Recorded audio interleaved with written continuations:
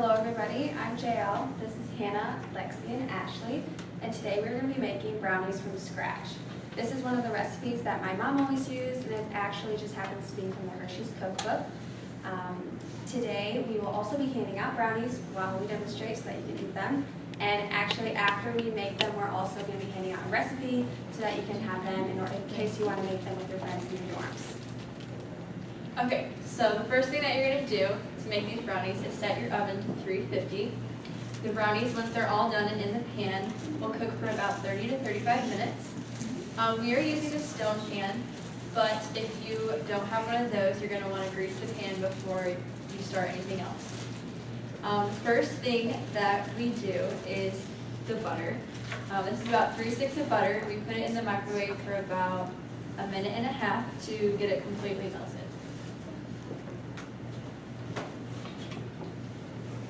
And the reason you want to use a stone pan, if you can, so you don't have to grease it, is because that's just one of the amazing qualities of stone, that you don't have to grease the pan. So the next ingredient that we are going to add is sugar. We need about 3 cups of sugar, and we just use normal white cane sugar. So add that in. The next step would be to stir the butter and the sugar together. You want to make sure that you get all the clumps out from the sugar so that it's evenly mixed.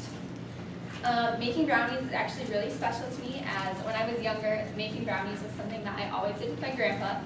My family had a tradition that every Sunday after lunch we would all gather at my grandparents' house and we would all eat a big family dinner together. We would have roast beef, green beans, mashed potatoes, dessert, basically everything you could think of.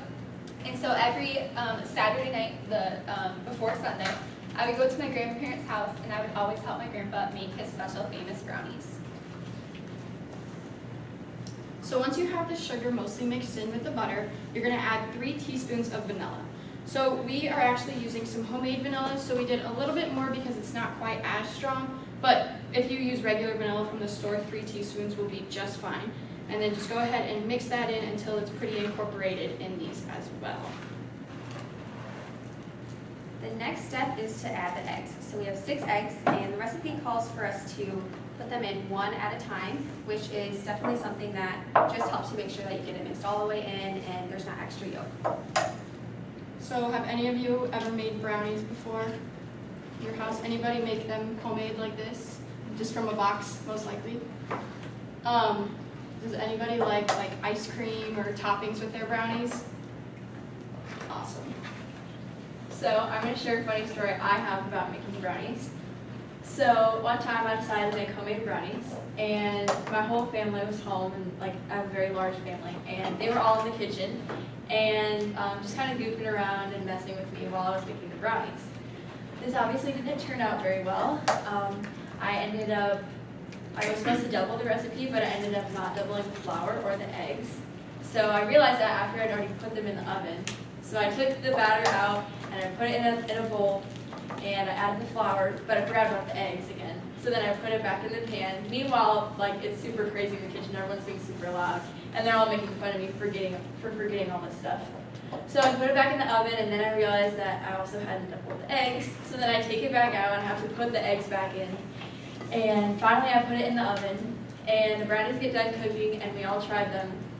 Everyone hated them, about threw up because they were so nasty, so I must have done something else wrong too. Moral of this story, don't try to bake when there's a lot of people around messing around with you. Alright, this is just about all mixed up. So now we're ready to add the next ingredient, which Ashley will add. So the next ingredient is the cocoa. For this recipe, you're going to need about 1 cup. And one of the things with the cocoa to just make sure to keep in mind is that cocoa is really fluffy and it tends to poof everywhere or stick to the sides. So as Ashley just starts stirring it in, she's making sure not to stir it too fast so that it doesn't go everywhere, and she's also making sure to scrape the sides up.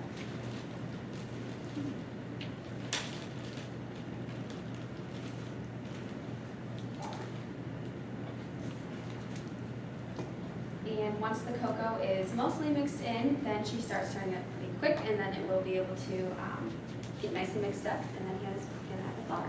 So the next ingredient is flour. We use about 1.5 cups of flour. You're just going to add that right in. And similar to the cocoa powder, it's going to sometimes fluff up, so you have to be careful when putting it in and when mixing it at the beginning, because sometimes it can kind of go all over the counter. So once it's mostly incorporated for the most part, then that's when you can start mixing it a little bit quicker.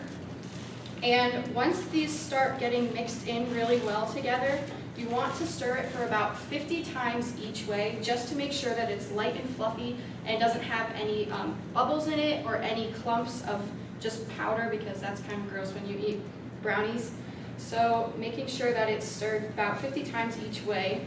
And when I was younger, that was me and my siblings' favorite part. Whenever my mom would make brownies, we always would fight and beg over who gets to stir the brownies at the end, because we all wanted to make sure that we counted to 50 to make sure that they were all good to go. So just gotta do it a couple more times here, and then it should be good for the next step.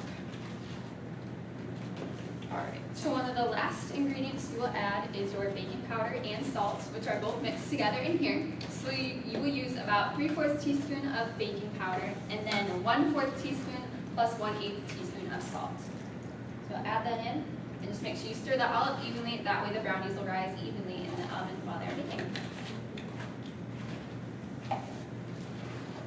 Make sure when you do this as well, you scrape the bottom, because sometimes clumps of cocoa powder and flour can sit on the bottom, and we don't want that, because then when you pour it into the pan, there'll be some dry spots towards the top of the batter. The last step is to pour your brownie mix into the stone pan that we are using. Again, we are using a stone pan so that we don't have to grease it. If you did not use one, you have to grease your pan. This way it will not stick. So you want to make sure you get all the batter out and scrape the bowl evenly. That way you're not wasting any of your delicious brownie batter.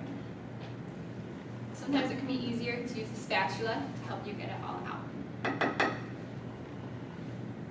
The last thing we're going to do is pour chocolate chips over the top. A trick we have for you is to coat your chocolate chips in flour. This helps so that when you put it on top of the brownies, they won't sink to the bottom.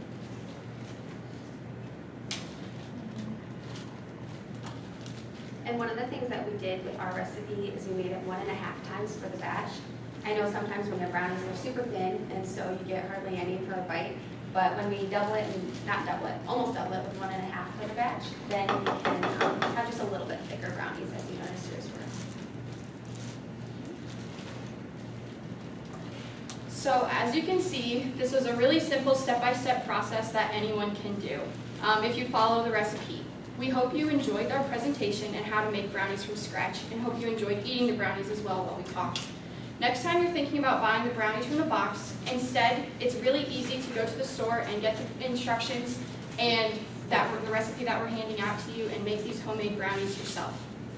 It's much more fun to make brownies from scratch, and it's worth the quality time that you get to spend with other people you are baking with. Thank you.